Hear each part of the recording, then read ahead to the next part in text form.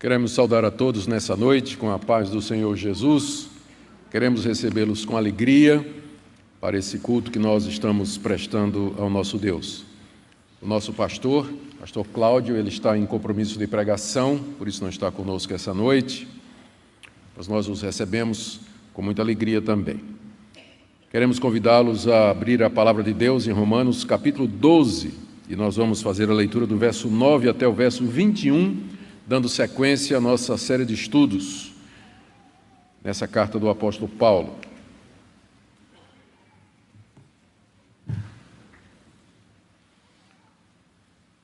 Romanos capítulo 12, leiamos do verso 9 ao verso 21. O amor seja sem hipocrisia, detestai o mal, apegando-vos ao bem.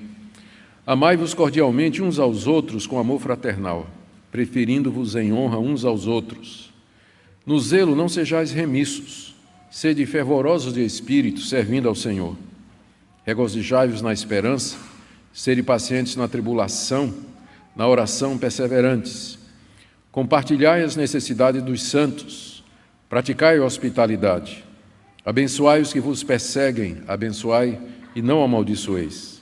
Alegrai-vos com os que se alegram e chorai com os que choram. Tende o mesmo sentimento uns para com os outros.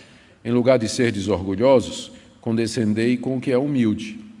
Não sejais sábios aos vossos próprios olhos. Não torneis a ninguém mal por mal. Esforçai-vos por fazer o bem perante todos os homens. Se possível, quanto depender de vós, tende paz com todos os homens. Não vos vingueis a vós mesmos, amados, mas dai lugar à ira, porque está escrito: a mim me pertence a vingança, eu é que retribuirei, diz o Senhor. Pelo contrário, se o teu inimigo tiver fome, dá-lhe de comer. Se tiver sede, dá-lhe de beber, porque fazendo isso amontoarás brasas vivas sobre a sua cabeça. Não te deixes vencer do mal, mas vence o mal com o bem. Até aqui a leitura da Escritura. Nós vamos orar mais uma vez, pedindo a orientação do Espírito Santo, queridos, na compreensão da sua palavra. Ó Deus, te damos graças porque Tu nos chamas a viver uma vida que expressa o amor que nós primeiros experimentamos da Tua parte e que Tu desejas que manifestemos aos que nos cercam. Nós pedimos que a exposição dessa palavra nessa noite nos encoraje, corrija, console, repreenda, anime, tudo de acordo com a nossa necessidade que o Senhor conhece tão bem. Conheces o coração de cada pessoa que está aqui nessa noite, cada pessoa que nos acompanha também pela internet. Nós pedimos, ó Pai, que essa palavra seja usada pelo Senhor na edificação do Teu povo, na salvação de pecadores e na edificação do Teu reino. É o que nós te pedimos em nome de Jesus. Amém. Conforme, queridos, nós temos visto nas vezes que temos exposto a carta aos Romanos, a carta é basicamente, o caráter dela é de uma carta missionária. Paulo queria convencer a igreja de Roma a apoiar o seu projeto de plantar igrejas na região da Espanha. Mas é evidente por passagens como estas aqui, que nós acabamos de ler, que Paulo aproveita a carta para pastorear a igreja de Roma com a autoridade que ele tem como apóstolo dos gentios. Paulo não é o fundador da igreja de Roma e também não era o pastor da igreja de Roma. Entretanto, ele se sentia autorizado a passar estas ordens e mandamentos para a igreja de Roma, porque ele era constituído por Jesus Cristo como o apóstolo dos gentios, o apóstolo das nações, aquele que Deus levantou no início da igreja para levar sua palavra a outras nações que não necessariamente a nação de Israel. Então, confiado nessa comissão que ele recebeu de Deus, aqui na parte prática da carta aos Romanos, ele traz orientações, determinações, ordens para os seus leitores em Roma. E ele tem a expectativa de que será obedecido por conta da sua posição como apóstolo de Jesus Cristo. Paulo não conhecia a igreja pessoalmente. Nós não temos nenhum indício de que antes ele tenha estado lá em Roma para conhecer a igreja. Mas é evidente pelo capítulo 16 que ele tinha bons amigos lá. No capítulo 16, ele menciona mais de 20 pessoas com quem ele tem um bom relacionamento, pessoas que ele tinha conhecido antes e que acabaram migrando ou viajando ou se mudando para Roma. E é provavelmente dessas pessoas que Paulo, então, tomou conhecimento sobre o estado da igreja, a situação da igreja. E há, pelo menos, duas informações que são importantes para que nós compreendamos o porquê que o apóstolo Paulo está dizendo essas coisas a essa igreja, a essa altura da sua carta. A primeira delas é que, conforme Paulo toma conhecimento, a igreja de Roma era composta de judeus e gentios. Havia uma grande comunidade de judeus em Roma. Vou falar disso daqui a pouco. E boa parte daqueles judeus haviam se convertido a Cristo através, tudo indica, de seus compatriotas que estiveram no dia de Pentecostes, lá em Jerusalém, conforme Atos capítulo 2. Lá, nesse capítulo, que descreve aquele dia em que o Espírito Santo foi derramado sobre a igreja, é dito que havia uma série de nações ali representadas, e entre elas estavam romanos, judeus que eram prosélitos e que tinham vindo a Jerusalém para adorar e que se converteram no dia de Pentecostes. Eles voltam para Roma e lá eles começam a igreja. A igreja, então, provavelmente teve seu início entre a comunidade judaica e não demorou para que os não-judeus também viessem à igreja através da pregação do Evangelho e se tornassem crentes em Jesus Cristo.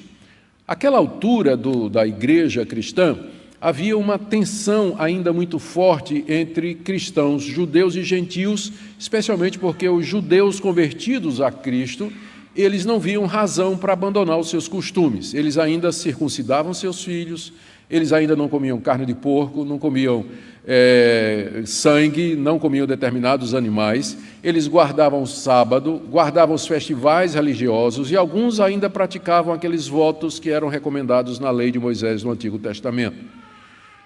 Então, era muito difícil conviver com os não-judeus, que tinham outra mentalidade, que comiam todo tipo de comida. O único dia agora que era sagrado para eles era o dia da ressurreição de Cristo, o domingo, que não circuncidavam seus filhos. Pense na comunhão difícil que era numa igreja assim. Então, não dava para dizer assim, vamos ter uma feijoada, né? Ou, vamos fazer vamos juntar todo mundo e fazer uma festa, todo mundo traga comida para a gente repartir, ter um momento de comunhão, porque ia dar confusão, porque o judeu não comia qualquer coisa. A comida dele era kosher, era separada, né? Era bem regulada pela lei de Moisés. E os gentios comiam de tudo. Então, havia essa dificuldade que nós vamos encontrar no capítulo 14. Paulo trata disso no capítulo 14, mais diretamente a respeito dessa questão de quem guarda dia, quem come isso, quem não come aquilo. Ele vai falar disso mais lá para o final da carta. Mas essa era uma questão que, com certeza, está por detrás das orientações que Paulo está dando aqui. Uma outra coisa que é importante termos em mente era que a comunidade em Roma, esses cristãos, eles eram hostilizados pelos que estavam ao seu redor, tanto pelos judeus não convertidos, como pelos próprios romanos. Ainda não era a perseguição oficial, que só começa no ano 65. Essa carta foi escrita mais ou menos uns 8 ou 9 anos antes de Nero começar a perseguição oficial contra os cristãos. Mas havia hostilidade da parte dos judeus e da parte dos pagãos contra os cristãos. Havia maledicências, havia críticas, havia acusações, às vezes perseguição física, assédio da polícia, algumas prisões, denúncia às autoridades. A situação era tão grave que Suetônio, que é um escritor romano, por volta aí do final do século II, ele escreveu uma obra chamada A Vida dos 12 Césares. Ele diz que no ano 41, o imperador Cláudio ficou tão aborrecido com os distúrbios que os judeus estavam causando em Roma, que ele passou um decreto expulsando todos os judeus de Roma. E ele disse assim, que ele fez isso porque os judeus estavam agitados ou revoltados por causa de um tal de Cresto. Ora, Suetônio era romano. Será que Cresto não era Cristo? E o que é que aconteceu em Roma foi que a igreja começou a crescer e os judeus ficaram violentos contra a comunidade cristã, começaram a revolta, a confusão. É só ler o livro de Atos para ver que eles faziam isso o tempo todo, né? Que Paulo passava, era assim, eles agitavam a cidade, as multidões contra os cristãos. Quem sabe eles fizeram isso em Roma, os judeus fizeram contra os próprios cristãos, e aí expulsaram todos os judeus. E com os judeus expulsaram os cristãos também, não é? Um casal que fugiu dessa perseguição foi Áquila e Priscila, que Paulo encontra numa de suas viagens e se tornam amigos, eram fazedores de tendas. A história está no livro de Atos. O livro de Atos registra esse edito, ou édito do imperador Cláudio expulsando os judeus. Então, Paulo sabe que a igreja lá está passando por esses dois problemas, uma tensão interna, causada pelos diferentes grupos que compunham a igreja e também pela pressão da hostilidade vinda dos judeus, da comunidade judaica e também da comunidade pagã. Na passagem anterior que nós vimos, Paulo havia exortado os crentes de Roma a exercer os dons espirituais que receberam da parte de Deus de maneira correta para a edificação da igreja. Foi o que nós vimos do verso 6 até o verso 8. E nós lembramos que essas orientações de Paulo, até o versículo 8, elas estão enraizadas naquilo que Paulo chama, no verso 1, as misericórdias de Deus. Eu rogo a vocês, irmãos, pelas misericórdias de Deus, e aí ele diz, que vocês se ofereçam a Deus em sacrifício vivo, que vocês não se conformem com esse mundo, mas que vocês renovem a sua mente, que vocês não pensem de vocês além do que convém, mas pensem com humildade de acordo com os dons que vocês receberam e exerçam esses dons com sabedoria e da forma correta para a edificação da igreja. Tudo isso nós vimos até agora e que está baseado naquele princípio que Paulo diz no início do capítulo 12, pelas misericórdias de Deus, com base nos atos misericordiosos de Deus, em resposta à misericórdia dele com vocês, façam isso, e agora nós chegamos nessa série de breves mandamentos, parece que ele está tirando de metralhadora, né? São vários versículos curtos, né, com ordens bem compactas, diretas, que ele oferece à igreja de Roma. O ponto de todos esses breves mandamentos é o encorajamento a que eles vivam em amor. Esse é o ponto central. É o ponto central da passagem.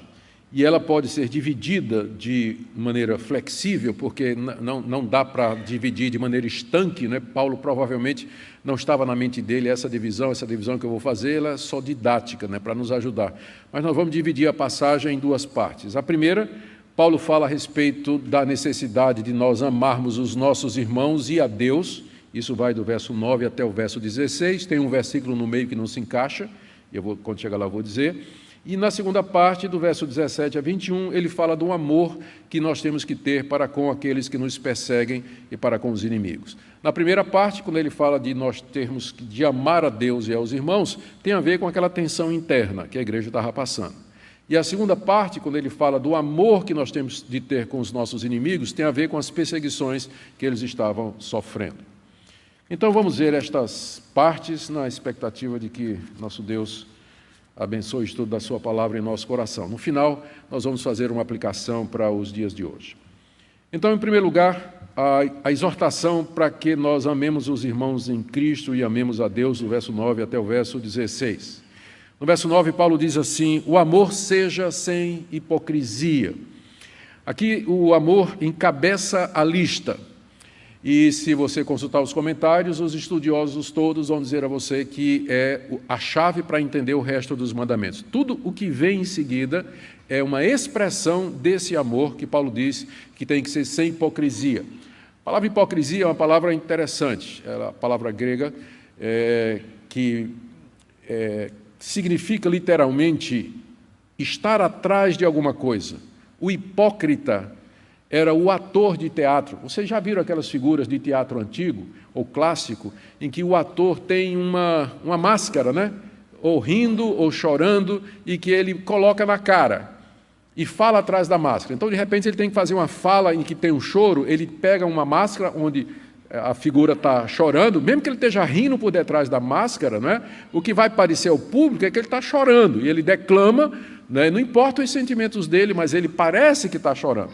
Então, o nome dos atores na época de Paulo, no mundo greco-romano, eram hipócrites, que significa aquele que se esconde atrás de alguma coisa, de onde vem a palavra hipócrita. Hipócrita é alguém que parece ser alguma coisa, mas que na verdade ele não é.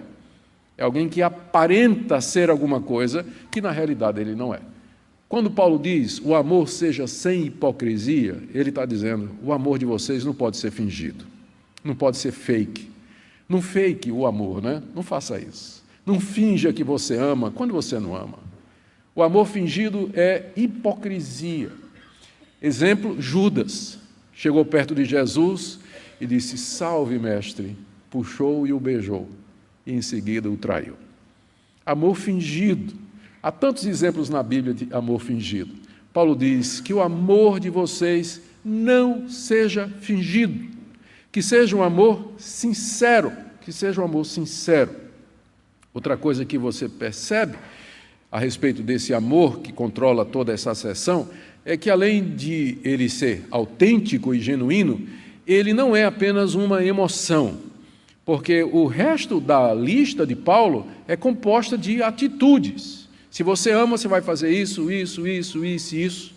E essa palavra, eu creio, é importante, porque na época de hoje, amor é muito confundido com emoção, com sentimento, você sentir alguma coisa boa por alguém, enquanto que, biblicamente falando, o amor não é somente isso, não exclui isso, mas ele é, essencialmente, tomar atitudes que procuram o bem e a felicidade de outras pessoas, ou que expressam devoção e lealdade a Deus. Amor na Bíblia é sempre algo que se manifesta concretamente, não é sentimento. O amor cristão é isso. Então, é bom a gente deixar isso claro. Quando nós estamos falando aqui de amor, não estou falando daquele sentimento, aquela elevação espiritual, emocional que às vezes sentimos por determinadas pessoas, não é? Aquilo é uma simpatia, é uma compatibilidade de gênios, é uma eleição de virtudes compatíveis e tudo, mas o amor bíblico, ele não se mede pelo receptor, porque ele se dirige quer para os inimigos, quer para os amigos, quer para pessoas que você gosta, quer para pessoas que você não gosta. Nós somos orientados a amar a todos, portanto, isso não tem nada a ver com sentimento, é com atitude, e ela não pode ser fingida, ela não pode ser falsificada, tem que ser autêntica. Em seguida, Paulo começa a desenvolver esse amor sem hipocrisia, primeiro em relação aos irmãos. Como eu disse, eu não vou seguir exatamente a sequência do texto, porque há uma outra passagem aqui que a gente vai encaixar na categoria seguinte. Então, no verso 10, ele diz, no verso 9, ele diz, o amor seja sem hipocrisia. E no verso 10, ele diz, continuando, amai-vos cordialmente uns aos outros, com amor fraternal. Amor fraternal é amor entre irmãos. É amor que é praticado entre aqueles que professam a mesma fé em Jesus Cristo e que são irmãos. E cordialmente é uma palavra que, na sua raiz, no seu sentido mais antigo, pode significar a atitude de quem ama alguém como um irmão de sangue. Então, é como se ele dissesse, vocês, como irmãos em Cristo, devem se amar como se vocês fossem uma família, como se fossem todos membros de uma família. Esse é o sentido de amai-vos cordialmente uns aos outros com amor fraternal. E, em seguida, algumas expressões práticas desse amor fraterno que tem que ser experimentado de maneira cordial, né? O latim cordis, coração. Então, ele fala, primeiro, prefiram-se em honra uns aos outros, final do verso 10. Prefiram-se em honra uns aos outros. O que é que isso significa? Significa que você deve procurar primeiro a honra dos seus irmãos. Você deve querer que os outros sejam honrados e não você. Como aquela parábola em que Jesus Cristo contou, quando alguém convidar você para um banquete, não vá lá sentar no primeiro lugar. Não busque a sua honra, mas sente lá no último e espere que alguém lhe convide lá para frente. Dá preferência aos outros, que os outros sejam honrados e que você seja o último, que eles tenham a primazia, que você respeite os outros e que procure honrá-los mais do que você quer que os outros honrem você. É isso que significa preferirem honra uns aos outros. É isso que é o amor. Você está vendo que é a atitude, né? Você dá o primeiro lugar para as outras pessoas, em vez de buscar o primeiro lugar. Em seguida ele diz, no verso 13, eu vou pular alguns versículos aí, ele diz no verso 13, compartilhai as necessidades dos santos. Ainda é o amor que nós temos que demonstrar uns para com os outros. Os santos aqui são os irmãos em Cristo Jesus. A palavra santos é muito usada no Novo Testamento para se referir aos cristãos, não no sentido de que eles não têm pecado, mas no sentido de que eles foram separados do mundo para Deus. É isso que a palavra santo significa na sua raiz, separado. Os santos são todos os cristãos, mas esses santos, mesmo que eles foram separados do mundo para Deus, eles passam necessidade aqui nesse mundo. Embora haja uma teologia que diga que se você é de Deus, você não deveria passar necessidade aqui nesse mundo, você não deveria sofrer privação, não ficar doente ou qualquer outra coisa, você vê aqui Paulo dizendo que santos passam necessidade e que elas são socorridas pelos outros. Compartilhai, como diz aqui ele, as necessidades dos santos. E naquela época havia muitos pobres, como eu já disse, a igreja apostólica era na sua maior parte composta de viúvas, órfãos, soldados, diaristas, jornaleiros, pessoas que trabalhavam pelo salário de um dia, pequenos comerciantes, agricultores pequenos, gente sofrida, gente que passava por necessidade e às vezes eram privados das coisas básicas da vida. Você ia encontrar muitas pessoas assim dentro das igrejas cristãs do primeiro século. Então, o amor sem hipocrisia, Tiago fala dele, é aquele amor que em vez de chegar assim, meu irmão, você está passando fome, que Deus alimente o seu coração, que Deus alimente sua vida, que o pão do céu satisfaça a sua fome, e vá em paz, e você não mete a mão no bolso para tirar 10 contos para comprar um pão para a pessoa. Isso é amor hipócrita, se você tem o dinheiro, inclusive, né? É amor fingido.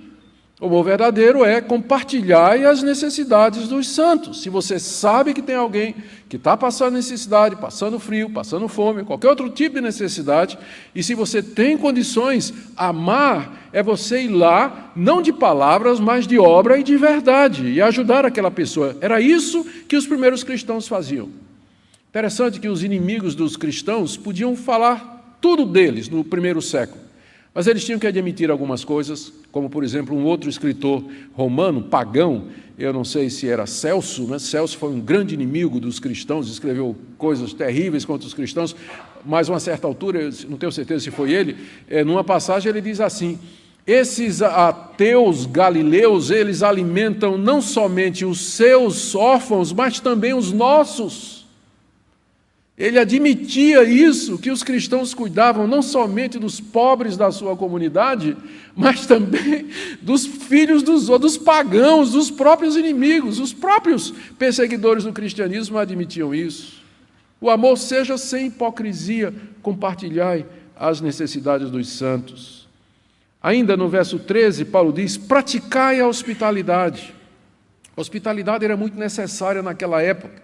Pessoas iam e viam, não tinham a rede que nós temos hoje de hospedagem, hotéis em todo lugar. Eles dependiam muito das casas dos irmãos e amigos para poder pousar. E foi exatamente essa prática da hospitalidade que permitiu que o cristianismo se expandisse no primeiro século.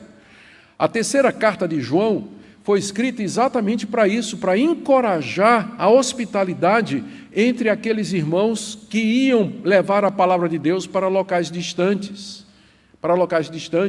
Nessa carta, na terceira carta de João, João recomenda, apoia e defende um cristão chamado Gaio, que não era um missionário, mas o ministério dele era hospedar os missionários na sua casa e enviá-los, encaminhá-los para locais distantes para pregar o evangelho. A prática da hospitalidade foi o meio que Deus usou no primeiro século para que o trabalho missionário avançasse. Ela atendia não somente à necessidade dos santos, os pobres, que às vezes tinham dificuldade, mas também o avanço do evangelho naquelas regiões. No verso 15, Paulo diz, alegrai-vos com os que se alegram. Isso é que é amor verdadeiro. Você se alegrar com os que se alegram.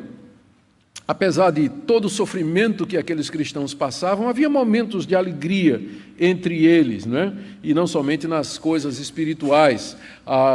Casava um filho, casava uma filha, ou então ganhava uma herança, ou tinha alguma prosperidade, ficava curado de alguma doença. Então havia motivos de alegria entre os cristãos do primeiro século, nem tudo era dor e sofrimento. Paulo diz que nós devemos nos alegrar com aqueles que se alegram. Essa é uma prova verdadeira de amor. Mas, infelizmente, o que é que acontece? Fulano arruma um namorado, né? E a amiga, por que ela, Senhor, e não eu? Cadê o meu namorado? Né? Ou então, um irmão chega, consegue, pela graça de Deus, comprar um carro, né? Uma bênção de Deus, e os outros olham assim, exibido, né? Amostrado. Alegrai-vos com os que se alegram, para não ser como o irmão mais velho do filho pródigo. Quando o filho pródigo voltou, o pai se alegrou, mandou dar uma festa e o filho ficou do lado de fora, o irmão mais velho ficou do lado de fora emburrado. Eu não vou participar dessa festa. Esse menino, esse meu irmão mais novo, desperdiçou os bens do meu pai, vivendo de maneira dissoluta, e agora ele volta, meu pai dá uma festa, mata o bezerro cevado, toda essa alegria. Eu não quero saber disso, está tudo errado. Fechou a cara, emburrou-se e não participou da alegria do pai e do irmão mais moço. Alegrai-vos com os que se alegram, isso é prova de amor. Se alegrar com a vitória dos outros, o sucesso dos outros, o progresso dos outros, a felicidade dos outros. Isso prova que o nosso coração não tem inveja, não é? As pessoas às vezes não se alegram porque elas ficam com inveja, ficam com ciúme, né? Ficam chateadas porque as outras pessoas estão sendo abençoadas e bem-sucedidas, mas a prova de amor é você, de fato, se alegrar com os que se alegram. Da mesma forma, tem que chorar com os que choram. Verso 15, como eu disse, se havia motivos para alegria entre os cristãos no primeiro século, havia também muitos motivos para choro, dor e tristeza naqueles tempos de hostilidade, de perseguição. Havia as dores normais inerentes à raça humana, doenças, dificuldades financeiras, privações, e havia também o choro que era decorrente das perseguições, dos assédios, separação de família, prisão e tudo mais. Os irmãos deviam se sensibilizar com o choro de outros e chorar com eles. Chorai com os que choram, como Jesus, que chorou a ver o choro de Maria e de Marta pela morte de Lázaro. É a única vez que diz que Jesus chorou. E foi exatamente chorando com os que choravam. Ele chorou ao ver o choro de Marta e o choro de Maria pelo irmão que havia morrido. Diz lá que Jesus se comoveu e chorou também. E às vezes isso é a única coisa que a gente pode fazer. Tem situações que não tem o que fazer a não ser chorar junto. Não tem como remediar, está fora do nosso alcance, está fora da medicina, está fora do conhecimento humano, está fora das possibilidades de recursos que porventura existam. Mas como é bom ter alguém que chora conosco. Alguém que compartilha da nossa dor, que nos entende, que mostra sensibilidade. Uma comunidade que não chora com os que choram, ela não expressa esse amor que domina essa passagem e que é a chave da ética e da vida cristã. Amar sem fingimento é você sinceramente se comover pelo sofrimento e pela dor do outro e chorar com ele, em vez de criticar, em vez de condenar ou qualquer coisa dessa natureza. Em seguida, Paulo diz, no verso 16, tende o mesmo sentimento uns para com os outros. Isso é, sejam unânimes entre vocês, vivam em harmonia, tenham o mesmo modo de pensar. Essa era uma orientação muito necessária por causa da tensão que havia na comunidade entre judeus e gentios. Por isso que Paulo diz, tenham o mesmo sentimento, a mesma atitude, vivam em harmonia, apesar das diferenças que existem entre vocês. Os pastores sabem, e os presbíteros sabem também, que é utópico nós tentarmos ter uma igreja onde todas as pessoas pensem conformemente, pensem exatamente da mesma maneira ou acreditem exatamente da mesma forma. Existe uma unidade básica, porque é isso que nos faz irmãos e nos faz igreja. Existe uma unidade básica, mas existem, às vezes, divergências em algumas questões que são secundárias, e às vezes é exatamente a respeito delas que as igrejas se dividem e brigam. Questões que não fazem parte da essência da vida cristã, mas por alguma razão despertam as emoções e os sentimentos dos irmãos que se engalfinham em discussões, às vezes pela internet, no Twitter, nas redes sociais, quando não no boca a boca, no debate e na discussão acirrada. Então, Paulo, sabendo disso, ele diz: irmãos, vocês tenham harmonia entre vocês, tenham a mesma atitude uns para com os outros, porque é isso que vai dar testemunho ao mundo. Não tem nada que prejudique mais o nosso testemunho ao mundo do que as divisões e os rachas que existem entre os evangélicos. Isso os católicos se aproveitam o tempo todo. A Igreja Católica é uma. Quantas igrejas evangélicas existem? Milhares. Vocês brigam entre vocês. Vocês não conseguem conviver com suas diferenças, não é? Então, para não dar mais razão àqueles que criticam a nossa fé, tenhamos o mesmo sentimento.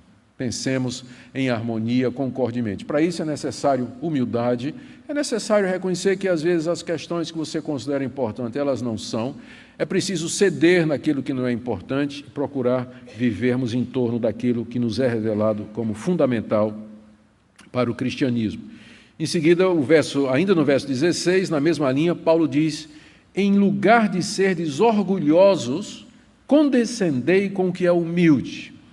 Aqui pode ter duas interpretações, porque a palavra humilde, ela tanto pode significar coisas humildes, como pessoas humildes. Paulo não deixou claro o que é que ele tem em mente aqui.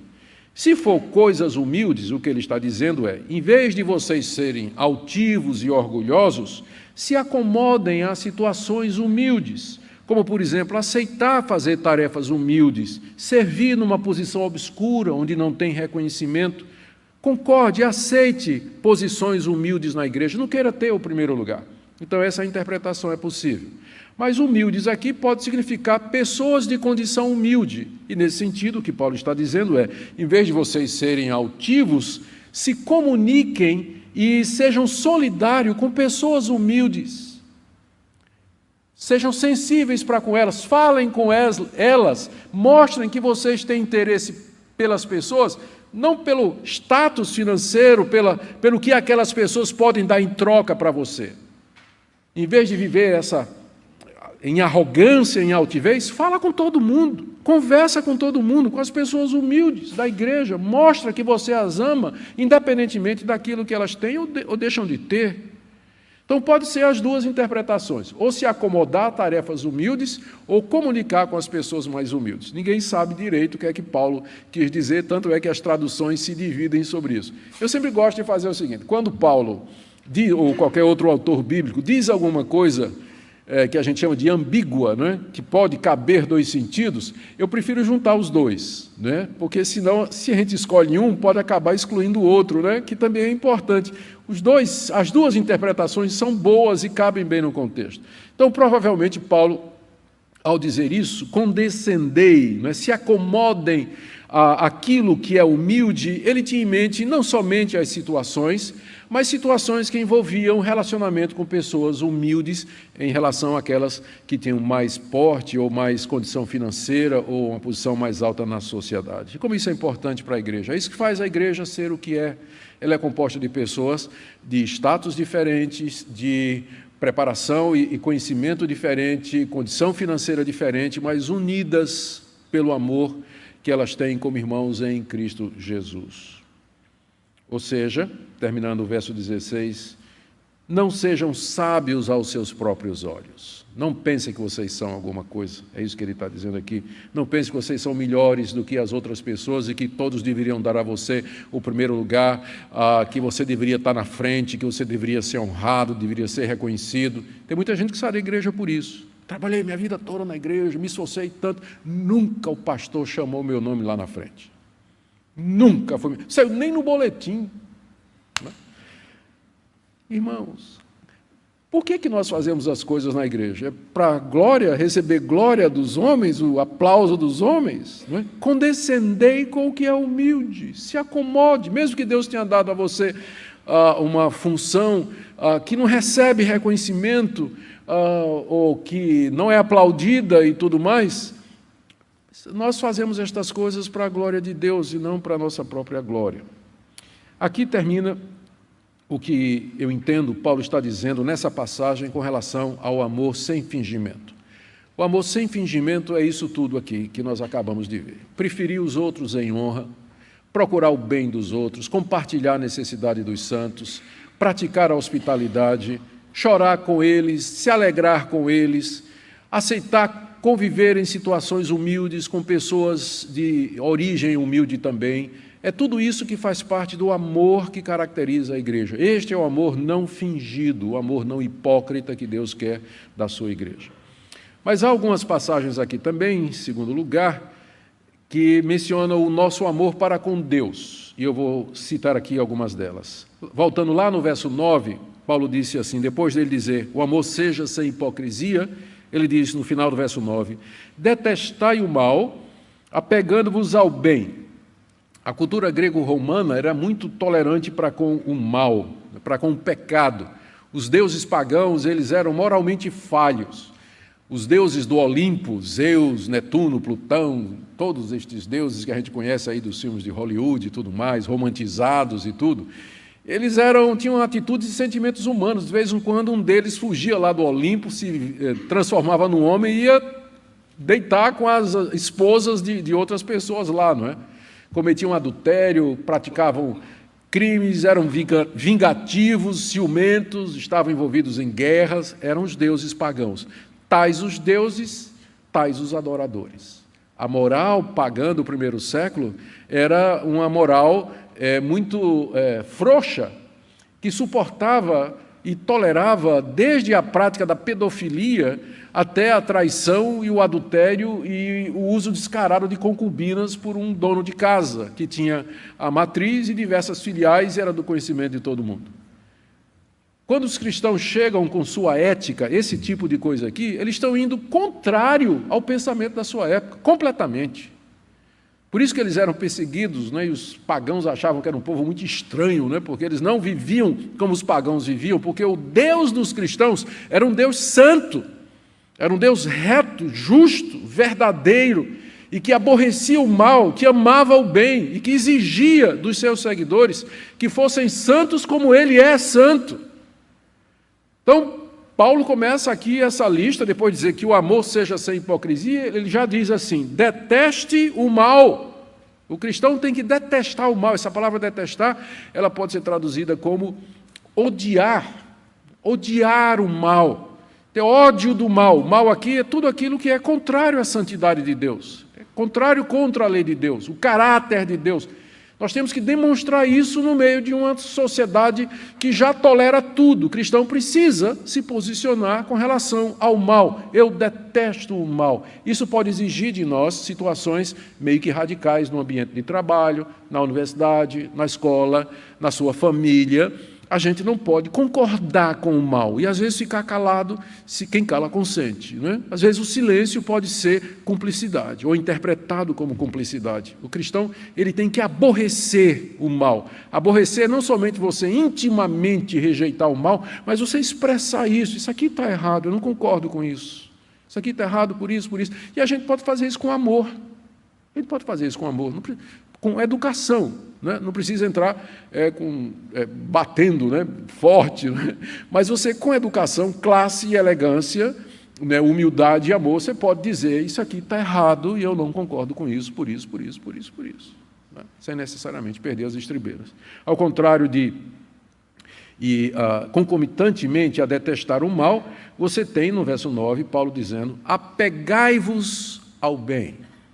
Apegar-se ao bem. Essa palavra apegar, ela é citada pelo próprio apóstolo Paulo em 1 Coríntios 6, quando ele diz assim, que o homem que se une a uma mulher, significa colar-se, unir-se intimamente. Então, perseguir ou apegar-se o bem, significa não somente você reconhecer que uma coisa está certa, mas você se apegar a ela e segui-la fielmente. Não basta só detestar o mal, mas você tem que se apegar, se grudar ao bem e praticar esse bem e segui-lo como regra da sua vida Isso é demonstração de amor a Deus. Estou falando agora do amor a Deus. Como é que eu provo? Paulo disse, o amor seja sem hipocrisia. Como é que meu amor a Deus, ele é um amor não fingido? Primeiro, aborreça as coisas que Deus aborrece. Segundo, se apegue às coisas que Deus gosta, que Deus diz que estão corretas. Terceiro, no verso 11, quando servir a Deus, faça isso não de maneira preguiçosa, verso 11, no zelo não sejais remissos. Essa frase quer dizer, não sejam preguiçosos ou vagarosos quando vocês deveriam estar servindo a Deus e trabalhando na causa dele. Como aquele cidadão que recebeu do seu senhor que partiu de viagem um talento. Lembra da história, a parábola dos talentos? O senhor viajou, deu 10 a um, 5 a outro e 1 a outro. O que ganhou 10 e o que ganhou 5, ambos trabalharam, produziram e ganharam. Mas o que ganhou 1, ele disse assim, esse meu senhor, ele é malvado, ele colhe onde ele não planta, e sabe de uma coisa, eu não vou arriscar, eu vou pegar o talento que ele me deu e eu vou esconder, vou enterrar, e quando ele vier, eu dou de volta. Quando o patrão, o senhor, chegou, vocês sabem a bronca que ele deu no cidadão, não é? Servo mau, inútil, negligente. É esse cidadão aqui, ó. No zelo, não sejam vagarosos ou preguiçosos. Se vocês estão a serviço de Deus, façam a obra de Deus, que é o verso seguinte, que é a parte seguinte, quando ele diz, sede fervorosos de espírito, servindo ao Senhor.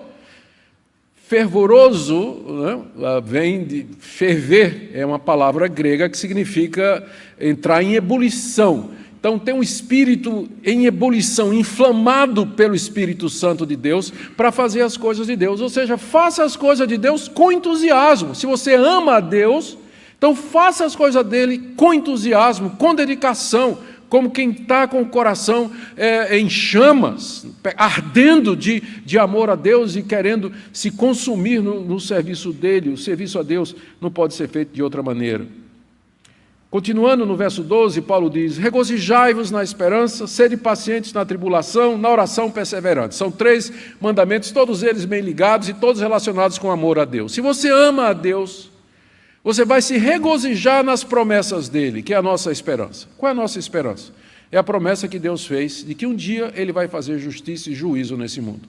Que um dia Cristo vai voltar e vai nos tirar dos mortos, que nós estaremos com ele no novo céu e na nova terra onde habita a justiça. Essa é a minha esperança. Então, se eu creio nisso, se eu amo a Deus e quero que isso aconteça, se eu quero viver com ele para todo sempre, então eu vou me alegrar nisso. Eu vou me alegrar na esperança de estar com ele eternamente, porque eu o amo. Ninguém se alegra na expectativa de passar a eternidade com alguém que não gosta. Já pensou que coisa horrível? Passar a eternidade com alguém que você não ama? Mas se você ama a Deus, você vai se alegrar na esperança. Você vai almejar estar com Ele, com o Senhor Jesus, a eternidade afora. Alegrai-vos na esperança. É a única fonte segura de regozijo aqui nesse mundo, não é? Porque aqui, especialmente aqueles cristãos, eles poderiam ter os seus bens tomados a qualquer momento pelas autoridades policiais, por conta da perseguição. E se a felicidade, se a alegria deles estava nos bens, uma vez que sumiram, acabou a alegria, como acontece com muita gente. Mas se a nossa alegria está na esperança, esperança aqui na certeza das promessas de Deus, é chamada de esperança, porque é uma expectativa de que Deus vai cumprir as suas promessas, expectativa positiva.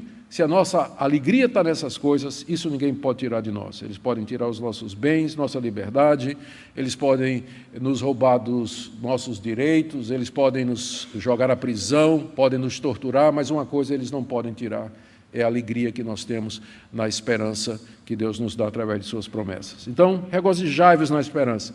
Segundo, sejam pacientes na tribulação. Lembram que aqueles irmãos estavam sendo perseguidos. Paulo diz, paciência. Deus ama vocês. Todas as coisas cooperam para o bem daqueles que o amam.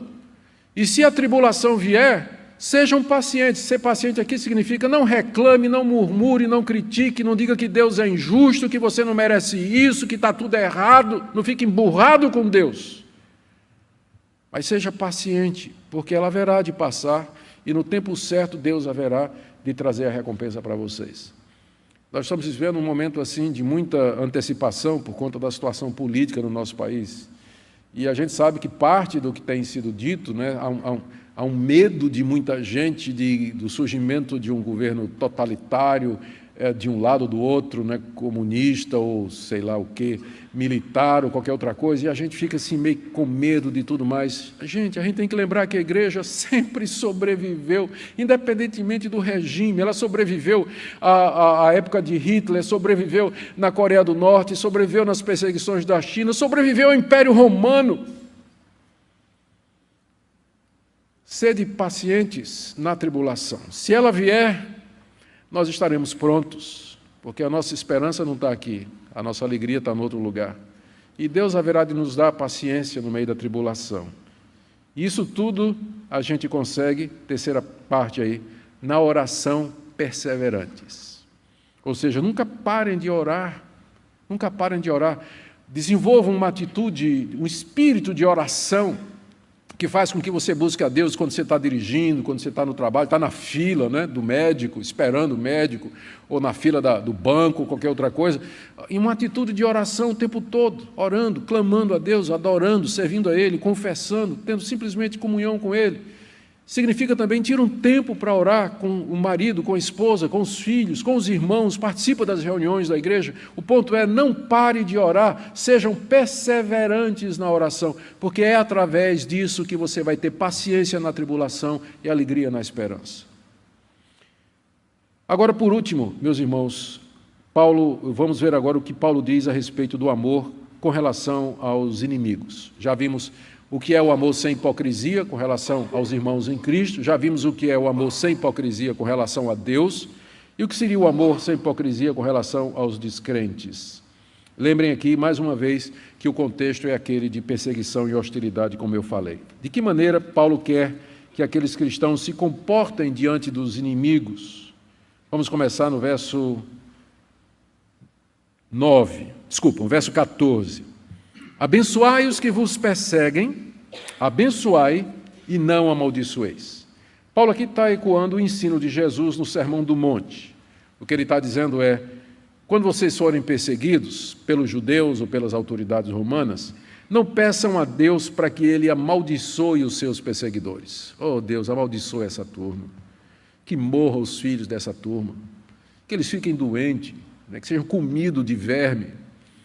Que caia um raio na cabeça dessa turma, que o Senhor castigue da maneira mais cruel possível esse pessoal, que o Senhor reserve lá no inferno a câmara mais quente, para o sofrimento eterno desses ímpios que estão me perseguindo. Né?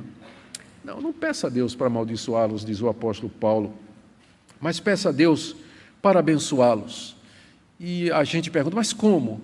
Eu creio que Jesus nos deu o exemplo na cruz. Pai, perdoa-lhes. Eles não sabem o que fazem.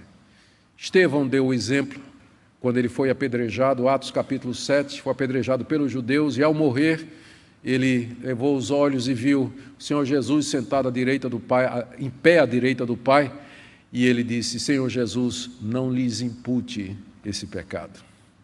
E morreu. Então, talvez de todos os mandamentos, esse aqui é o mais difícil, né? É o mais difícil. Em vez de pedir que Deus amaldiçoe os seus inimigos, peça que Deus os abençoe. Abençoá-los aqui não é relevar a culpa deles, mas pedir assim, Deus, que eles venham a conhecer a verdade, que eles se arrependam, que eles percebam o erro que eles estão cometendo e que eles venham a conhecer o Senhor Jesus, a quem eles perseguem. No verso 17, Paulo diz, ainda na mesma linha, pensando nos inimigos, não torneis a ninguém mal por mal. O mal era aquilo que os perseguidores estavam fazendo com os cristãos. Mas também pode se referir a situações domésticas, dentro da nossa casa, dentro da igreja. O princípio é sempre o mesmo, não pague na mesma moeda. Se alguém lhe faz o mal, você não tem o direito como cristão de pagar de volta na mesma moeda. Não tem. Se alguém lhe tranca na rua, no trânsito, isso não lhe dá o direito de você trancá-lo também. Se ele lhe xinga e buzina e faz o maior estardalhaço, isso não lhe dá o direito de fazer isso de volta. Se ele faz um sinal obsceno, isso não lhe dá o direito de você fazer um sinal obsceno para ele de volta. Não pagar ou não tornar a ninguém mal por mal. Na mesma toada, verso 17, se esforcem por fazer o bem perante todos os homens. O bem aqui já foi mencionado, no verso 9. Bem é tudo aquilo que está de acordo com a vontade de Deus. A gente tem que perseguir o bem. No caso aqui, esforçar-se por fazer o bem perante todos os homens, seria você se esforçar para viver de maneira justa, santa, correta e submissa, intencionalmente, de maneira que todos possam ver que você é um cidadão de bem. É como se Paulo dissesse assim: a maneira que vocês têm de diminuir a perseguição é vocês viverem de tal maneira que os seus acusadores percebam que eles estão perseguindo um povo inocente. Se esforcem para fazer o bem diante de todos, que eles vejam o andar sóbrio, santo, justo de vocês, sejam bons cidadãos, paguem os seus impostos, respeitem as autoridades, sejam honestos nos seus negócios, tratem as pessoas cordialmente.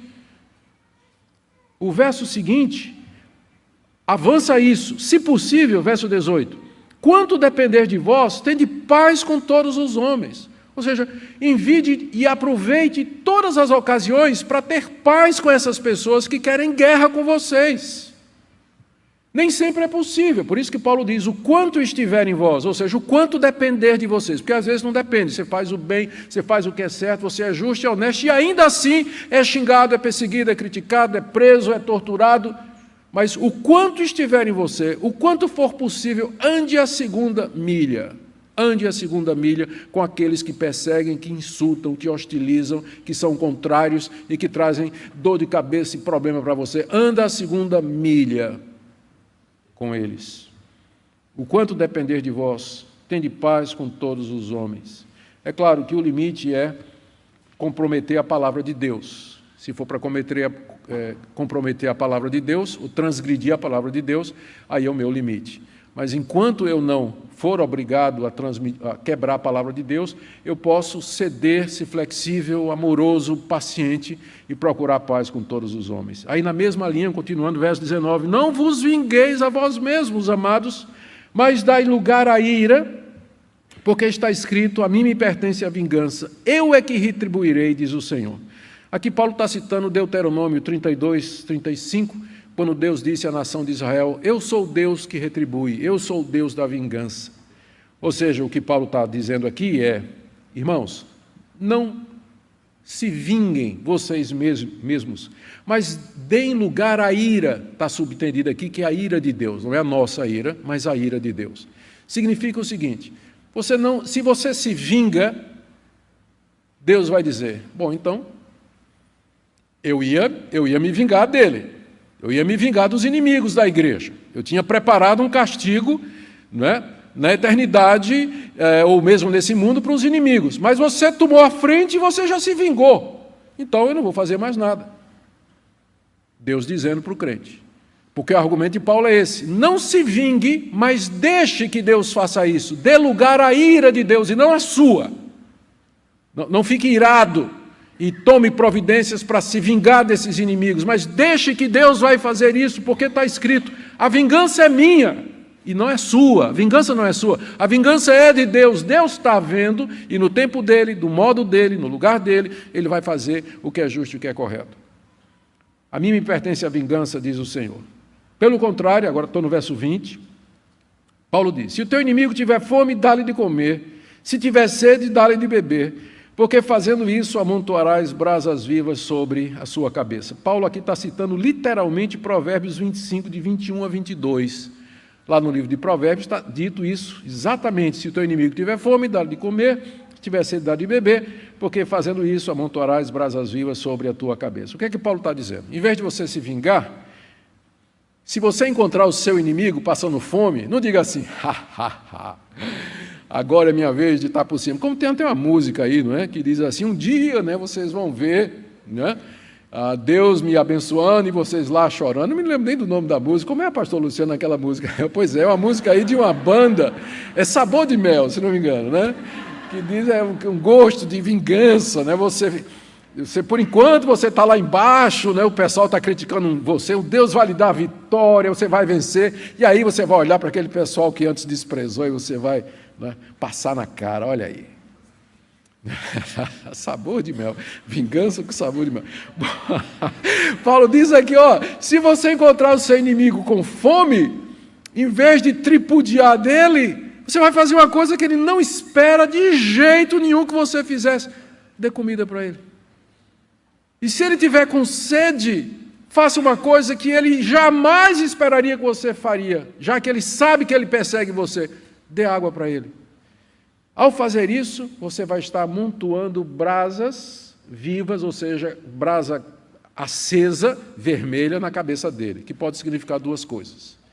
Primeiro, acumulando o juízo de Deus sobre a cabeça dele, porque brasa e fogo, geralmente no Antigo Testamento e no Novo, tem a conotação de juízo, ou, eu acredito que mais propriamente, vai provocar uma consciência pesada, a consciência dele vai queimar. Ele está dizendo, é essa pessoa que eu estou perseguindo, ele acaba de me dar um copo d'água. E a consciência dele vai queimar como se tivesse brasas em cima. É assim que a gente vence o mal.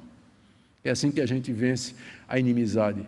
Foi assim que os primeiros cristãos enfrentaram a hostilidade daquelas pessoas, seguindo as orientações do Senhor Jesus Cristo. Provoca remorso, consciência culpada, que pode levar ao arrependimento daqueles que nos perseguem e nos criticam. Estou terminando, gente. Finalmente, resumindo tudo isso, Paulo diz no verso 21, não te deixes vencer do mal, mas vence o mal com o bem. O bem é o instrumento mais poderoso que os cristãos têm para enfrentar a perseguição, a mentira e as acusações aqui nesse mundo. Não deixem que os seus inimigos encham o seu coração de desejo de vingança, de ódio e de ira. É isso que Paulo está dizendo. Não se deixe vencer pelo mal. Quando é que o mal vence? Quando finalmente eles conseguem fazer com que nós pequemos. Nós nos iramos, nós nos irritamos, nós ficamos cheios de mágoa, desejos de vingança, nós reclamamos de Deus, aí o mal venceu. Mas como é que a gente vence? Não se deixe vencer pelo mal. Mas então como é que a gente vence o mal? Vença o mal pelo bem. Dê de comer, dê de beber, ore por ele, procure a paz, ore pelos seus inimigos, no que for possível. Tenha paz com todos os homens. E é assim que nós vencemos. Eu quero terminar, eu já disse isso umas 10 vezes, né? Então vocês nunca acreditem quando eu estiver pregando, quando eu disser eu estou terminando. Bom, algumas lições. Primeiro, claro, cristianismo tem implicações práticas. Se você pensava que o cristianismo é um conjunto de doutrinas nas quais você deve crer e que isso vai lhe dar entrada no reino dos céus, você está certo em parte. Porque essa crença, ela deveria, biblicamente falando, levar você a uma mudança de vida, a você viver dessa maneira. O cristianismo não é uma religião apenas do intelecto, da mente, não é o assentimento do nosso conhecimento e da nossa mente a um conjunto de doutrinas ou de declarações, mas os primeiros cristãos, o primeiro nome que o cristianismo teve foi o caminho, está lá no livro de Atos, o caminho, exatamente porque era um caminho por onde as pessoas andavam, era uma maneira de viver. Então o cristianismo tem implicação prática. Antes de você poder dizer que você é eleito, que você é predestinado, que foi escolhido por Deus antes da fundação do mundo, você tem que olhar para a sua vida e ver se você vê na prática os efeitos dessa eleição e dessa graça, que se manifesta exatamente nesse tipo de vida aqui que eu estou falando. Tem muita gente nas igrejas que frequentam, ouvem sermões, mas durante a semana a vida deles é completamente diferente disso aqui que nós estamos vendo. Então, o cristianismo, ele traz implicações práticas para nós, ele nos desafia, ele veio não somente para perdoar os nossos pecados, mas para nos livrar também do poder do pecado. A segunda coisa que esse texto nos ensina é a natureza do amor cristão. Ele não é um sentimentalismo, como nós dissemos, mas atitudes concretas que buscam o bem do próximo, o serviço zeloso a Deus e o amor aos nossos inimigos. É isso que é amar. Tem a ver com mudança de vida, atitude, comportamento e decisão. Não interessa se você gosta ou não do próximo. Não interessa se você acha ele uma pessoa legal, bacana ou não, mas ele é alvo do seu amor, segundo a palavra de Deus nos diz. Terceiro ponto que eu acho relevante, considerando as eleições que se aproximam aí, o momento político, embora nos seja permitido exercer os nossos direitos e nos defendermos, quando se tratar de perseguição por Cristo, nós devemos adotar o caminho da não retaliação. Biblicamente falando, nós podemos nos defender em caso de risco de vida nosso e dos nossos familiares. A Bíblia é muito clara com relação à defesa própria. E como cidadãos, nós podemos e devemos usar dos recursos lícitos para promover o bem e combater o mal. Não tem nada errado, se for lícito, for correto, o cristão participar de movimentos, de atividades com vistas à promoção do bem, do que é certo e do que é verdadeiro. Historicamente, a Igreja sempre fez isso quando o governo permitia, né? Quando havia democracia ou espaço para que esse tipo de coisa fosse feito. Mas o ponto aqui é que quando nós formos hostilizados pessoalmente, não é a causa maior de Cristo que está em jogo, mas quando nós formos hostilizados pessoalmente por conta do Evangelho, o caminho que nos é ensinado é de sofrermos humildemente, nos entregando a Deus e orando pelos nossos inimigos. É isso que a gente tem que aprender. O fato de que nós temos que orar pelos inimigos não quer dizer que eu não possa usar os meus direitos de cidadão, por exemplo, para votar nas eleições, naqueles que eu acho que representam o melhor para o nosso país, ou utilizar qualquer outro meio. Mas significa que nunca nós podemos nos vingar a nós mesmos e pagar o mal com o mal àqueles que pessoalmente desejam nos destruir. Por último, última aplicação, última lição. Nós sabemos que Deus não fará justiça plena aqui nesse mundo. Eu sei que às vezes, num momento como esse, próximo da eleição, a gente fica assim, elegendo alguns dos presidenciáveis como o Messias que haverá de salvar o Brasil. Nossa esperança não está em candidato nenhum. O reino de Deus não virá por meios humanos. A nossa expectativa é a vinda do Senhor Jesus Cristo, o novo céu e a nova terra onde habita a justiça. Nós oramos por bons governantes, pessoas que temam a Deus, que promovam o bem e que deem condição para que nós ganhemos o nosso pão e promovamos os valores da família. Isso nós oramos e pedimos a Deus, para que nós possamos continuar com liberdade para pregar o Evangelho e levar avante o seu reino. Se Deus quiser nos conceder isso, Ele concederá, mas historicamente, nesses 2000 anos de história da Igreja, o cristianismo sempre sobreviveu mais perseguido do que estando no status, na posição. Atualmente, calcula-se que 200 mil cristãos são mortos, presos ou assediados. O cristianismo é a religião mais perseguida do mundo, sempre foi. E se hoje a gente tem alguma liberdade, não pense que esse é o padrão, o default. Não é.